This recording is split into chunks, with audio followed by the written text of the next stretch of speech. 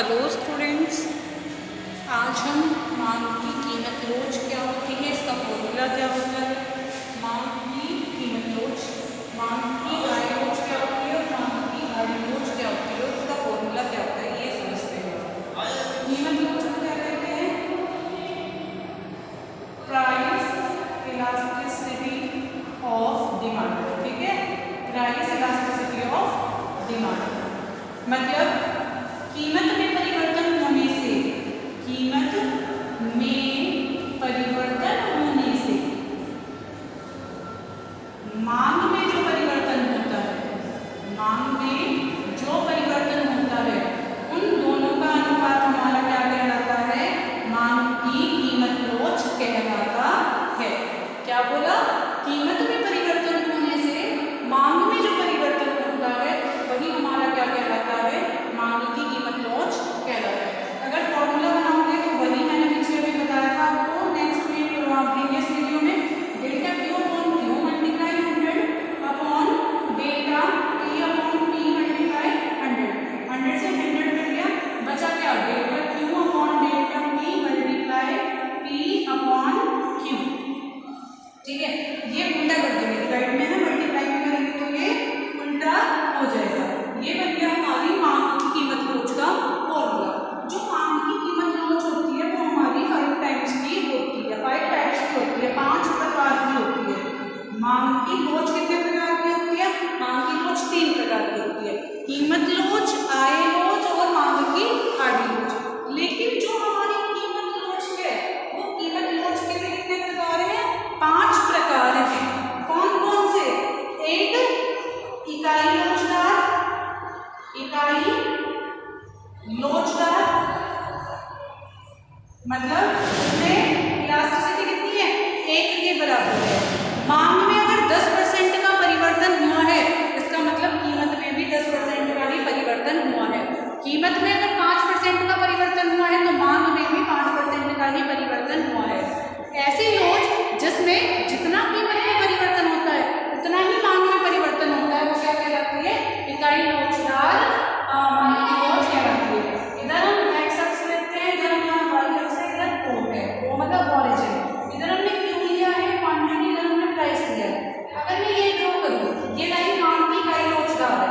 देखो ये पॉइंट बनाया, ऐसे ड्रॉ करो, फिर एक और पॉइंट बनाओ, दोनों लाइन का एरिया बिल्कुल बराबर है। ये भी इतना ही है, ये भी इतना ही है। इसका मतलब इकाई लोचदार, इकाई लोचदार मांग है, यानी कि मात्रा में भी उतना ही परिवर्तन हो रहा है जितना कीमत में परिवर्तन हो रहा है। दूसरा देखिए, इकाई से अधिक। दूसरा क्या है?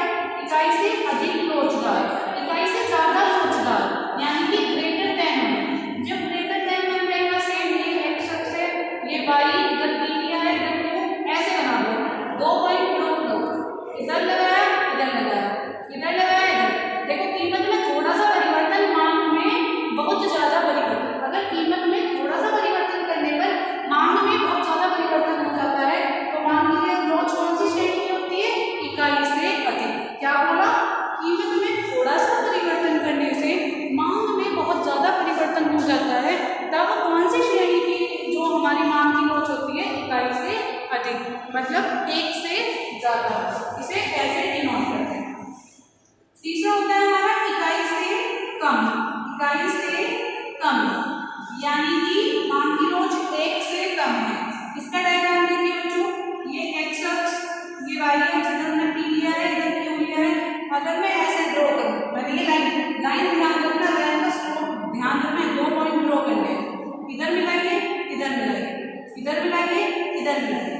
हमने ऐसे बना दिया। एक बार मैं दोबारा बना के दिखाती हूँ, इसमें आपको समझ नहीं आएगा। आप देखो ये बनाया, दोबारा फिर इधर मिलाइए, इधर मिलाइए। कीमत में बहुत ज्यादा परिवर्तन, मांग में बहुत कम परिवर्तन। मतलब कीमत में ज्यादा परिवर्तन होने पर भी मांग में बहुत कम परिवर्तन होता है। ऐसी मांग की लोच इकाई से कम लोचदार कहलाती है। यदि कीमत में अधिक परिवर्तन करने में भी मांग में कम परिवर्तन होता है तब वो क्या कहलाती है? इकाई से कम लोचदार मांग कहलाती है। और देखो जितना खड़ा करते जा रहे हैं इकाई के लोचदार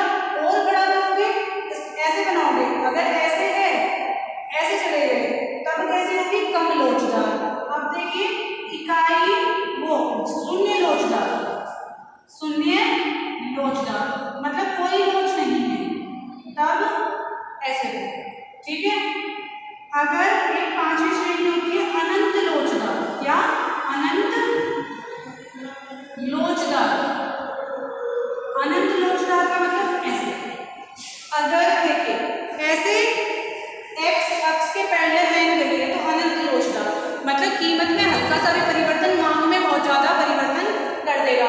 शून्य लोचदार का मतलब वाई अक्ष के पैरेलल बनेगा, वाई अक्ष के समानांतर, ऐसे वाई अक्ष के समानांतर मतलब कीमत में कितना भी परिवर्तन हो जाए मांग में कोई परिवर्तन नहीं होगा। इकाई से कम का मतलब कीमत में ज्यादा परिवर्तन होने पर भी मांग में कम परिवर्तन होता है।